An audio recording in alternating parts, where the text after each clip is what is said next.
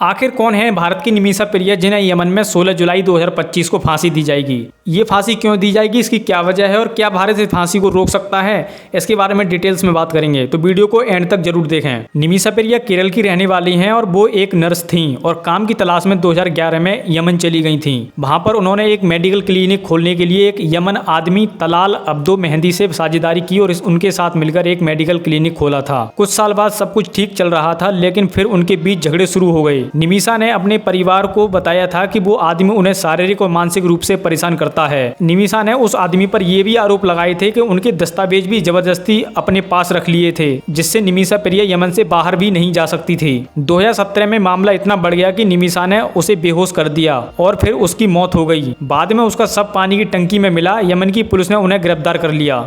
दोस्तों, अब तक इस केस में क्या हुआ है, चलिए जानते हैं। देखिए, 2018 में यमन की अदालत ने उन्हें दोषी ठहराया था। 2020 में निमिषा प्रिया को फांसी की सजा सुनाई गई थी। 2023 में उनकी आखिरी अपील भी खारिज हो गई थी। 2024 में यमन के राष्ट्रपति ने भी कहा कि सजा बरकरार रहेगी। अब यमन की अदालत ने 16 जुलाई 2025 को फांसी की तारीख तय कर दी है। दोस्तों, चलिए जानते हैं कि इस केस में भारत सरकार क्या कर रही है। दोस्तों, भारत की सरकार ने कई बार कोशिश की थी कि किसी तरह निमिषा की जान बचाई जा सके, लेकिन यमन में हालात बहुत खराब हैं। वहां की सरकार पर हूदी विद्रोहियों का कब्जा है और भारत का वहां पर कोई सीधा दूतावास भी नहीं है। भारत सरकार ने शेखों और धार्मिक नेताओं और कुछ बिचौलियों के जरिए कोशिश की थी बात करने की, लेकिन अब सरकार ने साफ कह दिया है कि हम जो कर सकते थे वो कर चुके हैं, अब ज्यादा कुछ नहीं किया जा सकता। लेकिन दोस्तों, एक तरीका है जिससे निमिषा की जान बचाई जा सकती है, उसे ब्लड मनी कहते हैं। चलिए जानते हैं कि ब्लड मनी क्या होता है और इससे कैसे निमिषा की जान बच सकती है। ब्लड मनी का मतलब होता है किसी के मारे गए परिवार को मुआवजा देना ताकि वो कातिल को माफ कर दे। ये मुआवजा शरीयत कानून के मुताबिक होता है, जो यमन जैसे मुस्लिम देशों में लागू होता है।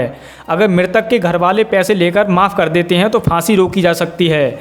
निमिषा के लिए भारत के कई लोग मिलकर करोड़ों रुपए जुटा चुके हैं और उस परिवार को देने की भी कोशिश कर चुके हैं, लेकिन मृतक के घर वाले पैसे लेने को तैयार ही नहीं हैं। उनका कहना है कि वो सिर्फ फांसी ही चाहते हैं। लेकिन दोस्तों, फिर अब क्या हो सकता है? अगर आखिरी वक्त तक मृतक का परिवार मुआवजा स्वीकार कर लेता है तो निमिषा की जान बच सकती है। अगर नहीं माने तो 16 जुलाई 2025 को फांसी दी जा सकती है। भारत सरकार ने कोर्ट को बताया है कि वो और कुछ नहीं कर सकती। बस सुप्रीम कोर्ट ने अब 18 जुलाई को फिर से सुनवाई रखी है, लेकिन जब तक बहुत देर हो सकती है। निमिषा प्रिया की जान अब बस मृतक के घर वालों के हाथ में है। भारत सरकार, कोर्ट और लोगों ने तमाम कोशिश कर ली है, लेकिन यमन के कानून और हालात की वजह से कुछ नहीं कर पा रहे हैं। लेकिन दोस्तों, मैं एक सवाल सिर्फ आपसे पूछना चाहता हूँ, क्या फांसी सिर्फ विदेशों में ही दी जाएगी या फिर अपने देश में भी? निमिषा प्रिया को यमन में फांसी दी जा रही है एक हत्या के मामले में। चलिए मान लेते हैं कि उनसे गलती हुई है और वहाँ का कानून बेहद सख्त है, लेकिन जरा अपने देश पर भी नजर डालिए। मेरठ कांड। कुछ ही महीने पहले उत्तर प्रदेश के मेरठ में एक महिला ने अपने प्रेमी के साथ मिलकर अपने पति की हत्या कर दी थी।